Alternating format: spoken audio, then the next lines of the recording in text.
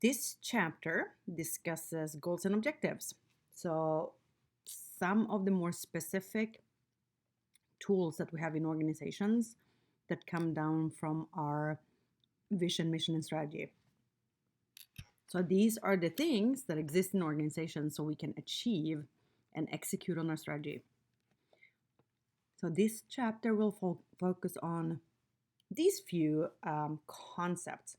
So first of all, we'll demonstrate an understanding of the nature of goals and objectives. And these are two different things, even though sometimes we use the terminology interchangeably, and why they're important for us to have good organizations. What characterizes an effective goal and objective? The roles of goals and objectives in employee performance reviews, right? So we have human capital in our organizations to make sure the work gets done. And we are paying for that human capital. And then we should control, meaning we should measure whether or not that performance meets, exceeds, or fall below our performance standard. And we use goals and objectives to make that happen.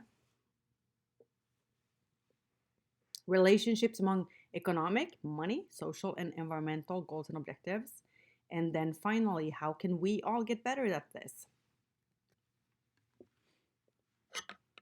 All right. So our familiar POLC framework, our planning, organizing, leading, and controlling framework. And how does goals and objectives fit into this?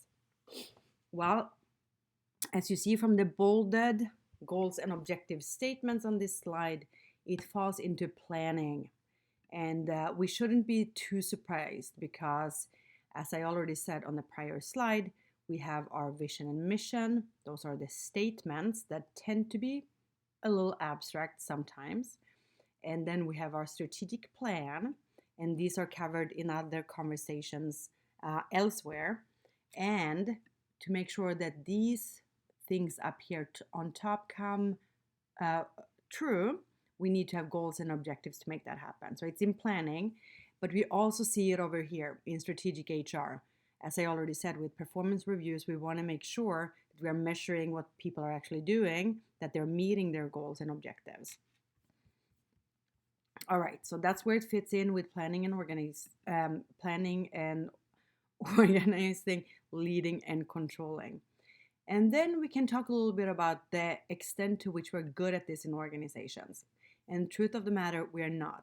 So goals and objectives are often neglected. We don't really do it. We assume that people know what they're supposed to be doing. So we don't state it clearly. We don't state expectations. We don't state goals. We don't state objectives or performance standards in any way, shape, or form. So if you ask a person what they're supposed to be doing in their job, in their role at the organization, can they, to a 100% accuracy, tell you what you're supposed to be doing? Chances are the answer to that is no.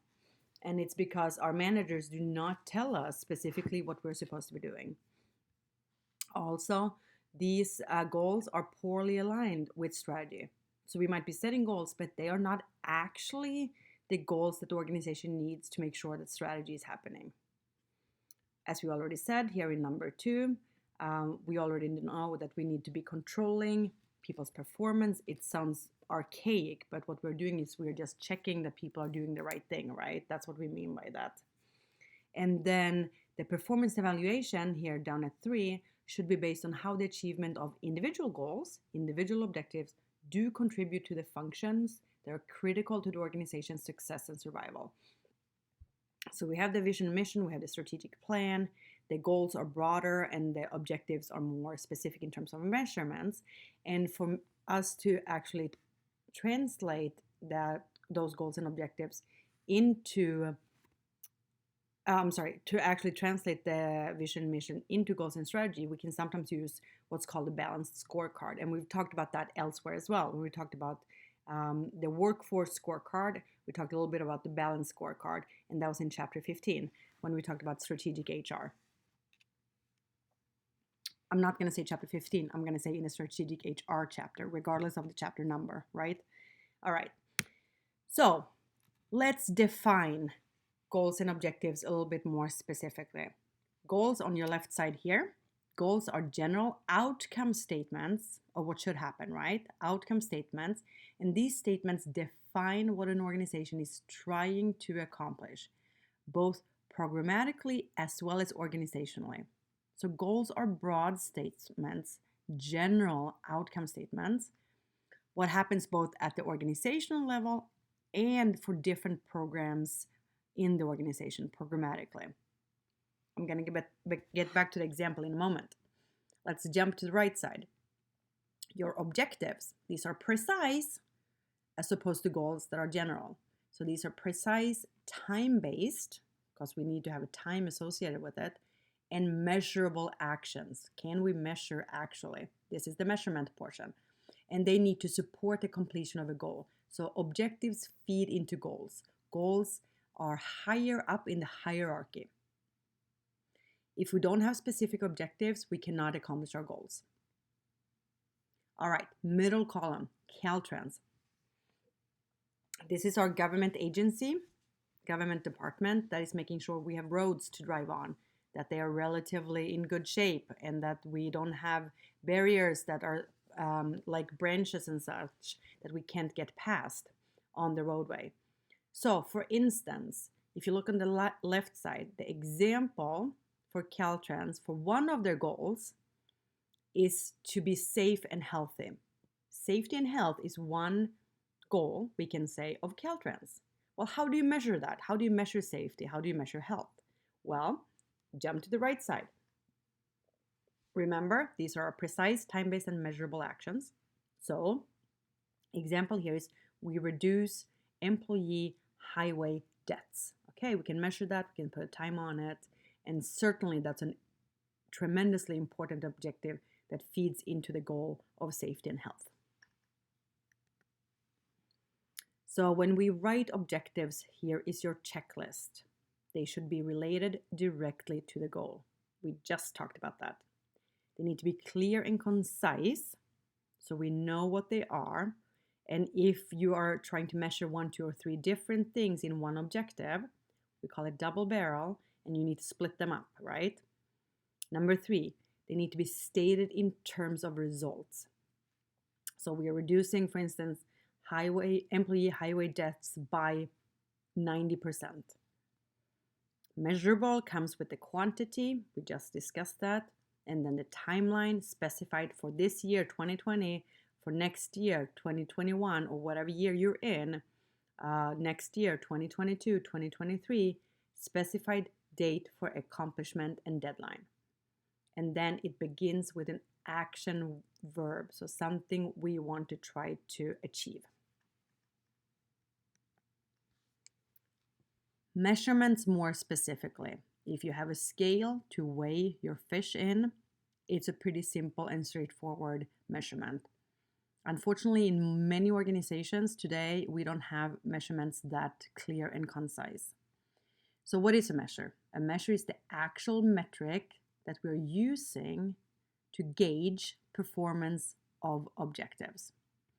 We have 3 very common measurement mistakes that we see in many organizations. The first one is that we have an emphasis on historical financial goals. These are from the past, and maybe they were relevant 5, 10 years ago, 1 year ago, 3 months ago. They might not longer be relevant, but we have a tendency to stick with the past and what we know. So sometimes we are using financial goals that are not relevant today. Secondly, financial outcomes tend to be short term. So this quarter, these 3 months, this daily goal. And so we might be over focusing on meeting short-term daily monthly goals, and we are not thinking about the long-term viability of the organization or of the department or of the unit. So we might be hitting short-term numbers, and we might be actually shooting ourselves in the foot when it comes to long-term success. Goals and objectives are often not tied to strategy. We already discussed that just a couple of minutes ago. And that means that ultimately they're not tied to vision and mission. So we set goals that seem to make sense in our department, and our employees are on board and managers on board, but at the end of the day, we are not actually forwarding our mission and vision and strategy. So those are 3 very, very common measurement mistakes. So it's something to be looking out for. All right, so let's drill down a little bit more on goals and objectives in our POLC framework. So we already know, if we start on the left side of this slide here, we already know that goals and objectives are essential for planning. That's where they fit most squarely. Goals and objectives also have implications for all of the aspects of organizing, leading, and controlling. Because once you have the goals and objective in place, then we need to make sure we have the resources in terms of humans, financial, buildings, what have you, tangible resources organized in a manner that helps us achieve those goals and those objectives.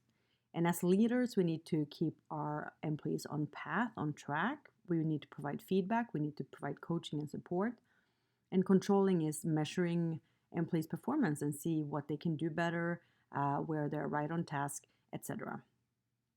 So moving to the right side of the slide then, broadly, we have these in place to 1, gauge and report performance. We need to quantify things in the organization so we can take action on them. The second one is to improve performance. Continuous improvement, we do it constantly.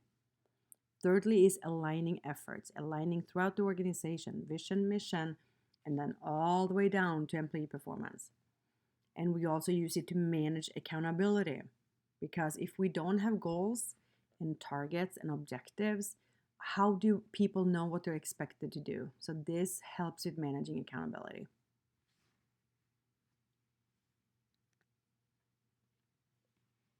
All right, last slide for this quick audio video here. So in terms of the planning horizon, you have our pyramid shape here where you have the vision and mission on top. That's at the very broadest level of the organization. That's what directs us. And then we have the strategy, right? And we have strategic goals and objectives in the middle. And so these tend to be longer term. Vision is the longest in terminology, not in terminology, but in time base, I should say. So vision is the longest. Mission tends to be 5, 10, 15 years. And then our strategic goals and objectives follow with that. And then at the bottom of the pyramid, you have your operating goals and objectives. And they tend to be shorter in term, whether they are 3 years or below or 1 year or below. So they're shorter. So the time horizon, as you see on the left side here, is that we are moving from relatively long to relatively short. So for time, going long to short in terms of vision, mission, strategy, and operations. And for the functional area, it's the same kind of idea. We have broader statements. Remember, goals are broader than objectives. Mission is broader than goals. And as we move down within the organization, they become more and more specific, all the way down to the employee level. So at the individual contributor level, single employee that doesn't have any employees reporting to him or her, they are very specific in terms of what you need to accomplish. You are selling this many products, you are producing this many widgets, you are writing this many reports, whatever that is, right? So that is the planning horizon for goals and objectives. That's going to wrap it for this audio video. See you soon. Thanks. Bye.